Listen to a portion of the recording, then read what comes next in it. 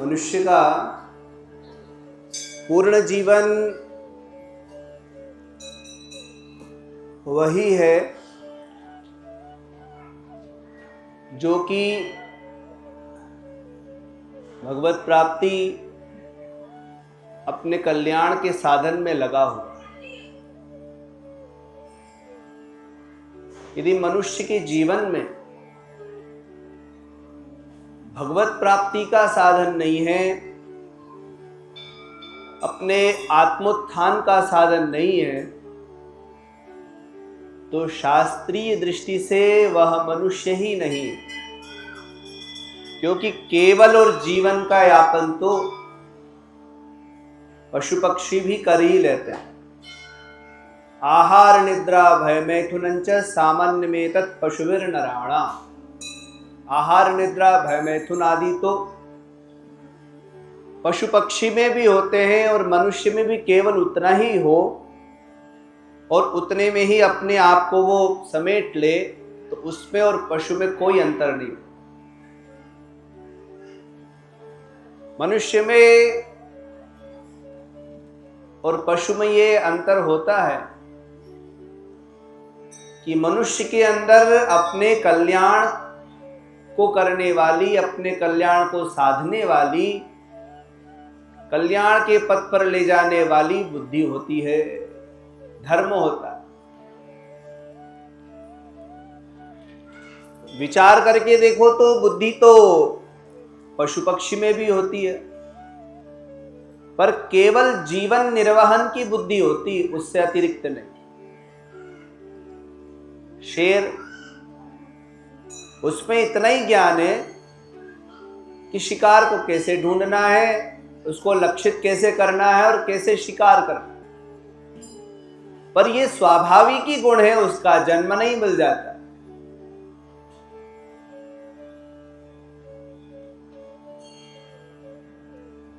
और मनुष्य भी केवल भोजन, संतानोत्पादन, आहार निद्रा भय आदि में लगा है, संसार के विषयों में ही केवल सीमित है, परमार्थ की ओर देख ही नहीं रहा है, विचार ही नहीं कर रहा है, तो वो मनुष्य पशुतुल्य माना है। हमारा संपूर्ण जीवन तभी होगा जब हम अपने आप को परमार्थ के पथ की ओर ले चलेंगे। हमारे अंदर स्वयं के कल्याण की जब इच्छा होगी और उसको साधने में जब हम लग जाएंगे, तभी हमारा जीवन पूर्ण जीवन होगा, तभी हमारा मनुष्य होना सार्थक होगा। धर्मो हि तेषां अधिको विशेष धर्मेण हीना पशुभिः समाना। मनुष्य के अंदर जो बुद्धि है वो कल्याणकारिणी है। बुद्धि में बड़ी क्षमता होती है, बस उसका प्रयोग हम कहां कर रहे हैं।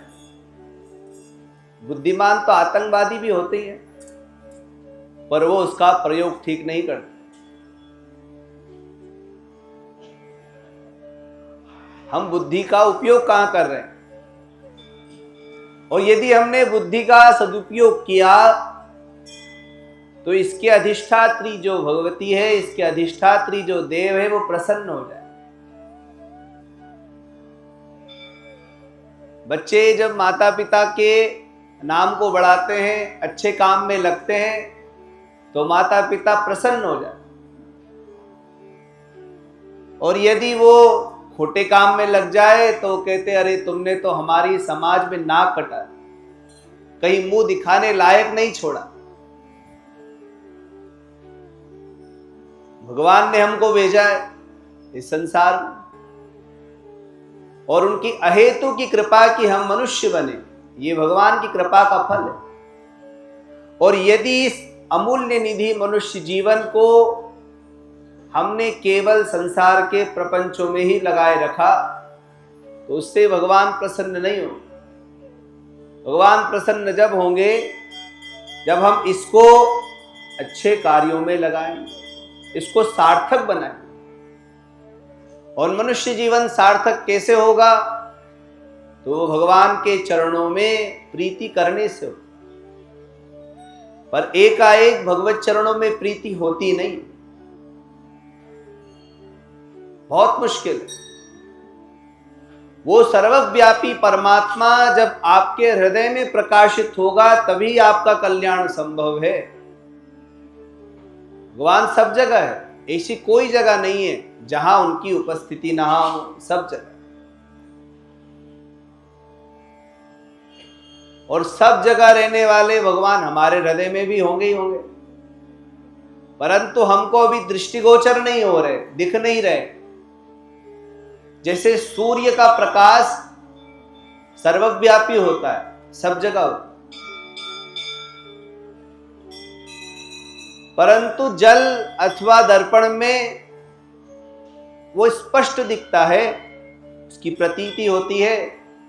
उसी प्रकार सर्वव्यापी परमात्मा का, जो सर्वव्यापी है, सब जगह है, उनका अनुभव जब जीव को अपने हृदय में होता है तो वहां हृदय में स्पष्ट रूप से उनका दर्शन होता है। परंतु जैसे जल मलिन हो, दर्पण मलिन हो, तो सूर्य का प्रकाश पड़ करके भी दिखेगा नहीं, वैसे ही परमात्मा हृदय में होकर के भी अंतःकरण की अशुद्धि के कारण दिखते नहीं। अंतःकरण को शुद्ध करना आवश्यक है। और अंतःकरण शुद्ध कैसे होगा? अंतःकरण की शुद्धि होती है सत्कर्म से। चित्तस्य कर्मैः शुद्ध, आपके कर्म ही आपके अंतःकरण को शुद्ध और अशुद्ध बनाते। शास्त्र विहित कर्म अंतःकरण को शुद्ध करेंगे, जहां परमात्मा निवास करते हैं उनका दर्शन आपको, हृदय में परमात्मा के प्रति प्रीति उत्पन्न होगी, प्रेम उत्पन्न होगी। और अशुभ कर्म आपके अंतःकरण को दूषित करते हैं, जिसका फल अशांति, दुख। इसलिए कर्म की शुद्धि होना आवश्यक है। और ये कर्म ही है जो हमारे जीवन को आगे सुखमय बनाएंगे, क्योंकि हम जो जो कर्म करेंगे उसका फल हमको मिलेगा। राम जरो के बैठकर सबका मुजरा देख, और जैसी जाकी चाकरी वैसा ही फल दे। जो जैसा कर्म कर रहा है उसको वैसा फल मिल रहा। आपने अशुभ कर्म किया तो फल अशुभ होगा, शुभ कर्म किया तो उसका फल शुभ ही होगा। और कर्म की एक विशेषता है, अवश्यमेव भोक्तव्यम कृतम कर्म शुभाशुभम। जो भी कर्म आपने किया है उसको भोगना ही पड़ेगा। श्रीमद् भागवत में राजा जड़भरत की कथा आती है। जड़भरत महाराज ऋषभदेव के पुत्र थे। ऋषभदेव जी, उनके 100 पुत्र थे। 100 में से 9 तो राजा हुए, अलग अलग नवद्वीप के। पहले इस भारत का नाम अजनाब वर्ष था। ये कान मेरी तरफ करो, फिर ध्यान से सुनो। इसका नाम पहले अजनाभ वर्ष था। और महाराज चक्रवर्ती सम्राट ऋषभदेव जी हुए और उनके 100 पुत्र हुए। सबसे बड़े जो पुत्र थे उनका नाम था भरत। आगे वो चक्रवर्ती सम्राट हुए, उन्होंने अपने जीवन में अद्भुत अद्भुत कार्य किए, इसलिए इस देश का नाम भारत पड़ा, वो राजा भरत के नाम पर। और बाकी जो 99 थे उनमें से 9 अलग अलग द्वीपों के राजा हुए, बचे 80। उनमें से 81 कर्मकांड के बड़े ज्ञाता हुए, पंडित हुए, वे कर्म की उपासना में निकल गए, बचे 9। तो 9 भगवान को प्राप्त करने के लिए निकल गए। उनको आगे चल के नवयोगीश्वर कहा गया। श्रीमद् भागवत में उनका विस्तार से वर्णन। तो महाराज भरत जब चक्रवर्ती सम्राट हो गए तो उन्होंने अपने जीवन में अनेकानेक कार्य किए, पर धीरे धीरे धीरे मन में विरक्ति आ गई। एक दिन ऋषभदेव जी ने सबको बिठा करके पूछा, बेटा ये मनुष्य जीवन क्यों मिला? सब कहने लगे खाओ पियो मौज करो, और क्या इसीलिए। आप भी बोलो। उन्होंने कहा इसीलिए मिला है कि खाओ पियो मौज करो। तो महाराज ऋषभ देव ने कहा नहीं, इसके लिए नहीं मिला। नायम देहो देह भाजाम त्रिलोके, ये शरीर केवल भोग के लिए नहीं मिला। भोग तो पशु पक्षी भी कर रहे हैं, तुम भोजन कर रहे हो। पूज्य भगवान कहते थे कि केवल तुम ही भोजन नहीं कर रहे हो, पशु पक्षी भी कर ही रहे, और अपने भोजन की व्यवस्था वो कहीं से भी कर लेते, भूखे नहीं रहते। भगवान ने उनके लिए पहले से ही व्यवस्था बनाकर, और जिस भोग सामग्री को हम बड़े चाह से खाते हैं, ग्रहण करते हैं, अन्य पशु पक्षी भी उसको बड़े चाह से ही ग्रहण करते हैं। आपने हलवे पूड़ी को बादाम के हलवे को बड़े आराम से ग्रहण किया, सुख मान करके। सुबह जब मल हो जाता है तो शुकर भी उसको बड़े चाह से ग्रहण करता है, उसके लिए वही हलवा पूड़ी। तो विषयों का भोग बहुत बड़ी बात नहीं है। नायम देहो देह भाजाम त्रिलोके, ये शरीर केवल इसलिए नहीं मिला, बड़ा दुर्लभ है। दुर्लभो मानुषो देहो देहिनाम क्षणभंगुर, उसमें भी एक क्षणभंगुर है, आप लिख नहीं सकते। कहावत है ना, 100 बका और 1 लिखा। बोलने से क्या भाई, लिखा हुआ होना चाहिए। क्यों राजन जी, लिखा हुआ होना चाहिए।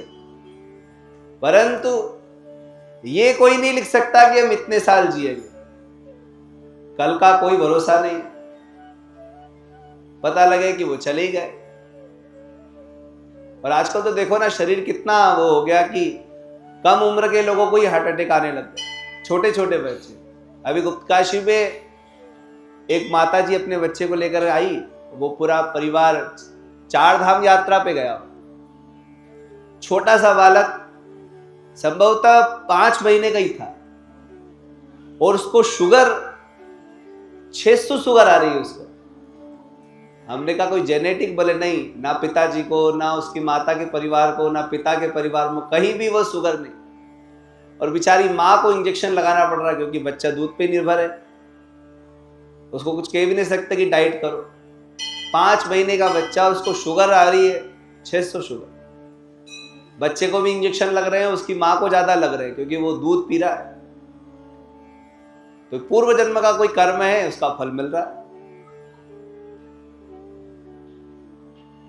और आजकल हार्ट अटैक तो बिल्कुल, जो जिम जा रहे हैं, शरीर को स्वस्थ रख रहे हैं, योगा कर रहे हैं, दूसरे दिन घटना हो जाती है, पता लगता है कि चले गए। और जो खूब खा पी रहा है, शरीर को स्वस्थ नहीं रख रहा, तब भी वो अच्छा लंबा जी रहा है। तो इसलिए कोई निश्चित नहीं कि आपका शरीर कब तक रहेगा। सुरक्षा जरूरी, इसका मतलब ऐसा नहीं कि आप व्रत छोड़ दो, व्रत करो, शरीर को स्वस्थ रखो। शरीर मेहनत करेगा तो फिट शरीर रहेगा, अच्छा रहेगा, तो मन में विचार अच्छे आएंगे, काम अच्छा कर सकोगे। शरीर को स्वस्थ रखो, परंतु ये भी ध्यान रखो कि शरीर लंबा चलने वाला नहीं। ये तो शाश्वत है कि अमर कोई नहीं है। एक बार हम लोग यात्रा पे गए, मयाली यात्रा, बड़ा दुर्गम स्थान, और ऐसा है कि भगवान की कृपा के बिना वहां कोई जा नहीं सकता। भगवती की कृपा हो तो ही आप जिंदा आ सकते हो, नहीं तो फिर यद गत्वा न निवर्तन्ते तद्धाम, जैसे लौट के नहीं आते। हम लोग जाने लगे तो लोगों ने कहा अरे महाराज वापस आओगे कि नहीं आओगे, इसकी कोई गारंटी नहीं है, ऐसी जगह मत जाओ, वहां कोई सुविधा नहीं है, ऑक्सीजन नहीं है। थोड़ा तो प्रारंभ में तो हमारे मन में भी होगा कि नहीं जाना चाहिए, फिर मन को दृढ़ संकल्प किया। 2 ही चीजों की, या तो जिंदा रहेंगे या चले जाएंगे। चले जाएंगे इसकी कोई चिंता नहीं है, यदि भगवत चरणों में गए तब भी शरीर अच्छे काम में गया, कल्याण ही होगा। जब मन को दृढ़ संकल्प किया और मृत्यु का भय त्याग दिया तो यात्रा सुगम हो। कोई भी कार्य करने में 2 तरह से कार्य शुरू होता है। एक ऐसे शुरू होता है कि ये काम संभव ही नहीं हो सकता, आप पहले ही नेगेटिव हो गए, नकारात्मकता आपके अंदर पहले ही आ गई, आपने पहले ही सोच लिया ये काम नहीं हो सकता, तो होता होगा काम भी नहीं होगा। और दूसरा विचार कार्य को शुरू करने का है कि हाँ ये काम तो हो जाएगा, बस तरीका ढूंढना कैसे होगा। आप पॉजिटिव होकर के, सकारात्मक होके आपने उस काम का संकल्प लिया। तो किसी भी कार्य को करने में आप किस तरह से इसको प्रारंभ करते हैं, सकारात्मक होके या नकारात्मक होके। यदि आपने कोई सा भी कार्य प्रारंभ किया और उसमें सकारात्मकता रखी कि हाँ हो जाएगा, बस इसका तरीका हमको देखना है, तो निश्चित है आपका वो कार्य होगा। ये मनुष्य जीवन है, क्षणभंगुर है। अब हमें इसमें सकारात्मकता से ही कार्य करना है कि इसको कैसे सार्थक बनाएं। और सार्थक बनाने के लिए हमारे पास में एक ही चीज है, वो है कर्म। एक चीज का हमेशा ध्यान रखना चाहिए कि कर्म करने से पहले कर्ता स्वतंत्र होता है। आप जो भी कर्म कर रहे हो, कर्म करने से पहले स्वतंत्र हो। परंतु यदि कर्म हो गया तो उसका जो फल है, उस फल भोग काल में आप स्वतंत्र नहीं। कर्म हो गई, और यदि कर्म हुआ तो उसका फल हो। महाराज भरत ने अपना संपूर्ण जीवन शास्त्रीय विधि से जिया, अंतिम में वैराग्य हो गया तो सब कुछ छोड़ करके वो जंगल में चले, भगवत आराधना करने लगे। वो भी आपके जैसे बैठ करके आसन पे ह्रीम नमः शिवाय च नमः शिवाय, वो तो द्वादशाक्षर मंत्र जपते थे। और उन्होंने जब प्रारंभ किया और जब की संख्या बढ़ती चली गई, आसन की बैठक बढ़ती चली गई, 1 घंटे 2 घंटे, अब तो 9 घंटे बैठ करके वो भगवान का जप कर रहे हैं और बड़ी तल्लीनता से भगवान का जप कर रहे हैं। पर देखो कर्म को कुछ और ही मंजूर था। एक गर्भवती हरिण वहां आ गई, और वो हिरणी गर्भवती थी, जल पी रही थी। जल के किनारे उनका आश्रम था। संभवतः उनका आश्रम नेपाल में था। वहां कागबेनी एक जगह है गंडक के पास में, वहीं उनका स्थान। हम लोग गए थे, तो वो वहां बैठ करके साधना कर रहे थे। जल पीने के लिए गर्भवती हिरणी आई। उस मृगी ने शेर की दहाड़ सुनी, उसकी गर्जना सुन करके वो भयभीत हो गई, जल भी कूद पड़ी। कूदते उसका गर्भपात हो गया, वो मर गई। बच्चा किनारे तैर करके आया, उधर ही आया जिधर उनका आश्रम था। उन्होंने शेर की गर्जना सुनी, वो भी बाहर आए तो देखा वो मां तो मर गई, बच्चा है। बच्चे को उठा लाया, और बच्चा तो छोटा किसी का भी हो, बड़ा सुंदर होता। यूं तो सुअर देखने में अच्छे नहीं होते, पर बच्चे के साथ तो कितनी सुंदर लगती हो। एक बार मैंने देखा, गिना 22 थे, 11 इधर 11 इधर, और वो बाई बड़ी सुंदरता से चल रही है, मटकती हुई, फू फू करती, यो वही भूमा तत्सुखम। उसके बच्चे बड़े सुंदर, शाइनिंग अच्छी होती है ना उस पर, काले काले बड़े दिखते। वो भैंस के भी बच्चे वो जब होता तो बड़ा वो शाइनिंग रखती है, अच्छी चमक रहती है। और हिरण के बच्चे तो बड़े सुंदर। हिरण तो यूं ही बड़ी सुंदर होती है, सबसे सुंदर हिरण में उसकी आंखें होती है, इसलिए लोग कहते हैं हे मृगनयनी। उसके नयन बड़े सुंदर होते, अपनी ओर आकर्षित कर लेते। और वो बच्चा तो बड़ा सुंदर था, उसको उठा लाए। अब मानव धर्म कहता है कि जो जीव की रक्षा करनी चाहिए तो उसके लालन पालन में लगते। जो समय साधना में जाता था, वो समय अब धीरे धीरे उसके लालन पालन में लगे। माला करते करते भी चिंता रहती है, अरे इसके भोजन का समय हो गया, पानी का समय हो गया। वो छोटा बच्चा हिरण कूदता काफी लंबी छलांग लगा, उनको ये चिंता होने लगी कोई जानवर ना आ जाए, तो माला करते करते बार बार ध्यान वहां जाने लगे। अब व्यभिचारात्मिका भक्ति होनी चाहिए, पर व्यभिचार आ गया, मन बदलने लगे। भगवान की जब उपासना करने बैठो ना, साधना करने बैठो, तो बोलना नहीं चाहिए।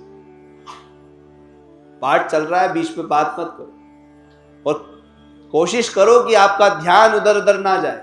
चाहे आप 10 मिनट भी कर रहे हो तो 10 मिनट आपका ध्यान भगवान में लगा रहे। अरे सिनेमा पिक्चर देखने जाते हो तो ही सब चीजें बंद कर देते हो, देखते रहते हो क्या चल रहा है। ऐसे ही जब भगवान के सामने बैठे हो तो 10 मिनट भी बैठे हो तो उपचार तो चढ़ा ही रहे हो, पुष्पमाला चढ़ा रहे हो, फल चढ़ा रहे हो, जल चढ़ा रहे हो। तब ध्यान इधर उधर ना जाए, बीच में बोलना ना पड़े। ऐसी भक्ति रही तो उसको अव्यभिचारात्मिका बोलते। और मन उधर रहा, इधर रहा, कौन आ रहा है, कौन जा रहा है, कहाँ खटखट हो रही है, बाह्य चेतना नहीं रहना चाहिए। अब जड़ भरत जी का ध्यान अधिकांश हिरण में जाने लगा और धीरे धीरे हिरण में ही आसक्ति हो गई, शरीर छूट गया, मर गए, दूसरा जन्म हिरण का हो। अंते मति, अंतिम में जैसी मति होती है सुगति हो जाती। परंतु हिरण के जन्म में उनको पूर्व जन्म का जो किया हुआ सत्कर्म था उसके प्रभाव से हिरण के जन्म में उन्हें स्मृति अपनी बनी रही कि मैं राजा था और मैंने ये हिरण में आसक्त होकर के शरीर त्याग किया, इसलिए मुझे ये हिरण का जन्म मिला। तो वहां अपने शरीर को जल्दी छोड़ने के लिए उन्होंने सूखे पत्ते खाना शुरू किया। हरे पत्ते से जीवनी शक्ति मिलती ना, इसलिए वो सूखे पत्ते खा रहे और जल्दी शरीर छूट गया। पूर्व जन्म का भजन इतना प्रभावशाली था कि हिरण के बाद में दूसरा जन्म ब्राह्मण कुल में हुआ और वहां जन्म लेते ही उनको अपनी स्मृति बनी रही बच्चे, और उन्होंने अपने आप को समेट लिया। कूर्मोंगानी व सर्वस, कछुए के समान हो गए। और बचपन से उन्होंने नियम लिया कि मैं बोलूंगा ही। पिताजी बेचारे समझा समझा के पढ़ा पढ़ा के मर गए, पर उन्होंने कुछ नहीं। ब्रह्मानुभूति में जड़वत उनका जीवन था, इसलिए उनका नाम जड़ भरत हो गया। जड़ जैसे कोई ठूंठ होता है, वो ठूंठ के समान, कुछ कोई प्रतिक्रिया नहीं करती। किसी ने भोजन दिया तो ठीक है, नहीं दिया तो ठीक। एक बार लोग उनको बलि के लिए ले गए, सामने बिठा दिया बलिपीठ पे, और बलि देने वाले थे, इतने में ही भगवती प्रकट होकर के जो बलि देने वाले थे उनका सिर काट। वो सारे देखते रहे, कुछ नहीं बोले। तो ये घटना हम इसलिए आपको बता रहे हैं कि इतने बड़े त्यागी पर उनके जीवन में जो भोगना था वो भाग्य ही हिरण बन करके सामने आए, और उसने कर्म ही ऐसे करवाए कि 2 जन्म आगे और लेना पड़े। परंतु वो इतने बड़े ज्ञानी थे कि 2 जन्म ही शेष थे, आगे नहीं। पर कर्म अपना फल दिए बिना कभी समाप्त नहीं होता, इसलिए कर्म करते समय हमें सावधानी रखनी चाहिए। और यदि हम सावधान नहीं हो सकते तो उसके लिए सबसे अच्छा यही है कि हम अपने संपूर्ण कर्म को परमात्मा से जोड़ें, क्योंकि कर्म किए बिना हम रह नहीं सकते, कर्म होगा ही होगा। तो अपने संपूर्ण कर्म को हम भगवान से जोड़ते। भोजन तो करना ही है और भगवान को भोग लगा के ग्रहण करो। वस्त्र तो पहनना ही है, भगवान को निवेदित करके वस्त्र पहनो। तो प्रत्येक क्रिया जब हम भगवान से जोड़ देते हैं तो वो कर्म होगी, परंतु वो कर्ममयी क्रिया ईश्वर से जुड़ने के कारण आपके लिए बंधन का कारण नहीं बने, आपको मुक्ति में सहायक बन जाएगी। और कर्म भी वो हो जो कि शास्त्रीय विधि में कहा गया। शास्त्र ने कहा प्रातः काल उठो तो जल्दी उठ करके स्नान करो। कहा गया है कि शतम विहाय भोक्तव्यम, 100 काम छोड़ करके भोजन करना चाहिए। भूख लगी हो, पर हर कभी भी नहीं, पर भूखे नहीं रहना चाहिए। अरे इधर देखो, भूखे नहीं रहना चाहिए, है ना। व्रत भी करो पर भूखे भी मत रहो, पर मिताहार होना चाहिए, सीमित भोजन। पर भोजन अवश्य करना चाहिए, अवश्य। सतम विहाय भोक्तव्यम सहस्रम स्नानमाचरेत्, और 1000 काम छोड़ करके स्नान करना चाहिए। स्नान किए बिना नहीं रहना चाहिए। 2 काल तो स्नान होना ही चाहिए, प्रातः काल और सायंकाल। और कोई भी कार्य स्नान किए बिना नहीं करना चाहिए। भगवान की पूजा अर्चना करनी हो तो स्नान करो, उसके बाद करो। और स्नान तो वैसे करना चाहिए, आजकल लोग करते नहीं, स्मशान से घर चले जाते हैं। पर स्नान शमशान से आने के बाद में, स्मशान से आने के बाद में वस्त्र स्नान का विधान है, कपड़े सहित स्नान करना चाहिए। क्षौर कर्म यदि आपने करवाया है, आजकल लोग वो ब्यूटी पार्लर से सीधे वह पार्टी में पहुंच जाते, वो दूल्हा भी पहुंच जाता है और फिर वो पूजा वेदी पे बैठ जाता है। संबंध निभेगे कहां से, वो शास्त्रीय विधि से हुए ही नहीं। स्नान करना चाहिए। क्षौर कर्म यदि आपने करवाया, जिसको कटिंग बोलते हैं, कटिंग आपने करवाया, सेट, आजकल तो लोग कटिंग का करवाते, सेट करवाते, तो सेट भी करवाया हो तो आपको स्नान करना है। हमारे यहाँ तो शास्त्र ने यहाँ तक कहा यदि छिपकली को भी छू लिया तो वस्त्र सहित स्नान करना, और उसके बाद में फिर वो तेल आदि में अपने मुख का दर्शन करने के बाद में ही कुछ कार्य करना चाहिए। ऐसे भोजन भी, भोजन किस दिशा में बैठ के कर रहे हो उसका बड़ा महत्व होता है। यदि आप पूर्व दिशा, पूर्वमुखी होकर भोजन करोगे तो आपकी आयु बढ़ेगी। उत्तर दिशा में मुख करके भोजन करोगे तो आपका धन और आयु दोनों बढ़े। परंतु यदि आपने पश्चिम और दक्षिण मुख होकर के भोजन किया तो वो आपके रोग को बढ़ाए। ऐसा मैं नहीं कर रहा, शास्त्र कहता है, वो बता रहा। शास्त्र ने कहा दक्षिण मुखी भोजन कभी नहीं करना चाहिए और पश्चिम मुखी भोजन भी कभी नहीं करना चाहिए। भोजन या तो पूर्व मुखी होकर के हो या उत्तर मुखी होकर के करना चाहिए। विशेष उत्तर मुखी का ही बताया गया क्योंकि उस पर दो फायदे, एक तो आपकी आयु बढ़ेगी और दूसरा धन बढ़ेगा। और मुझे लगता है कि सबको इसकी सबसे ज्यादा आवश्यकता, आयु की भी और दूसरी चीज की। इसलिए उत्तर मुखी होकर के भोजन कर। पूजा का भी या तो पूर्व मुखी होकर के पूजा करो या फिर उत्तर मुखी होकर के पूजा करनी। उत्तर मुखी होकर पूजा करोगे तभी वो धन को बढ़ाने वाली, समृद्धि को बढ़ाने वाली होगी, और पूर्व मुखी होकर के पूजा करोगे तो वो आपके मंगल को, धन को, सबको बढ़ाने वाली। इसलिए भोजन भी हमेशा उत्तर मुखी या पूर्व मुखी होकर करना है। और भोजन तिथि का भी होता है, कौन सी तिथि पे क्या करना चाहिए। अभी समय है कि नहीं? समय हो रहा है। तिथि के अनुसार भी यदि आपने भोजन किया ना तो आपको बहुत फायदा हो। सुना दूं मैं? कहते प्रतिपदा को वो कद्दू नहीं खाना चाहिए। प्रतिपदा के दिन कद्दू खाने से धन का नाश होता है। और कटहल जो लोग खाते द्वितीया को नहीं खाना चाहिए, वो धन का नाश करते। तृतीया को यदि परवल खाए, बता दूं या रहने दो? बता देता हूं, ठीक है। तृतीया को यदि परवल खाए तो उससे शत्रु बढ़ जाते, नहीं खाना चाहिए। और चतुर्थी को मूली नहीं खाना चाहिए, मूली निषेध होती, वो धन नाशक होती। पंचमी को बैंगन नहीं खाना चाहिए, वो फिर कलंकित करने वाली मानी जाती। और जो लोग शरीर को स्वस्थ रखने के लिए नीम आदि खाते हैं ना, उनको षष्ठी के दिन नीम नहीं खाना चाहिए। नीम की पत्ती वह नीच योनि में ले जाने वाली मानी जाती है षष्ठी के दिन। सप्तमी को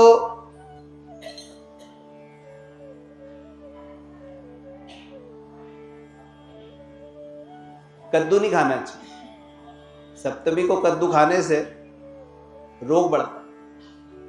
अष्टमी को नारियल नहीं खाना चाहिए। नारियल माने गीला जो नारियल होता है, सूखा का नहीं, गीला नारियल नहीं, अष्टमी को नहीं खाना चाहिए क्योंकि वो सीधे बुद्धि का ही नाश करता है। और नवमी को लौकी नहीं खाना चाहिए। लौकी छोड़ करके, लौकी त्याज्य होती। दशमी के दिन बैंगन नहीं खाना चाहिए। एकादशी को सेम आती ना, सेम फली, वो नहीं खाना चाहिए। और द्वादशी को पालक नहीं खाना चाहिए। त्रयोदशी को बैंगन नहीं खाना चाहिए। कई लोग तिल्ली के तेल में भी तो प्रयोग करते हैं। पूर्णिमा और संक्रांति के दिन केवल वो संक्रांति छोड़ करके, मकर को छोड़कर तिल्ली का भक्षण नहीं करना चाहिए। और यदि तिल्ली का भक्षण करना हो तो फिर उसको वो गर्म करके जो लड्डू आदि बनने के बाद करना चाहिए। कच्ची तिल्ली या तिल्ली का तेल पूर्णिमा और संक्रांति के दिन भोजन में निषिद्ध माना जाता है। वैसे तो रविवार के दिन अदरक नहीं खाना चाहिए, आंवला भी नहीं खाना चाहिए। और स्नान करते समय जो व्यक्ति एकादशी के दिन आंवले को पानी में डाल करके स्नान करता है तो 24 एकादशी करने का जो पुण्य फल है वो उसको प्राप्त होता है। इतना बड़ा महात्म्य एकादशी के दिन यदि आंवले में आंवला रख कर के स्नान करें। अस्तु, ये तो बीच में बोलने में आ गया, पर ये कह रहा था मैं कि अपना कर्म शास्त्रीय होना चाहिए और सत्कर्म से हम जुड़े हों, और अपनी प्रत्येक क्रिया को भगवान से हम जोड़ करके यदि करते हैं तो वो हमारे लिए फलदायी नहीं हो जाती है।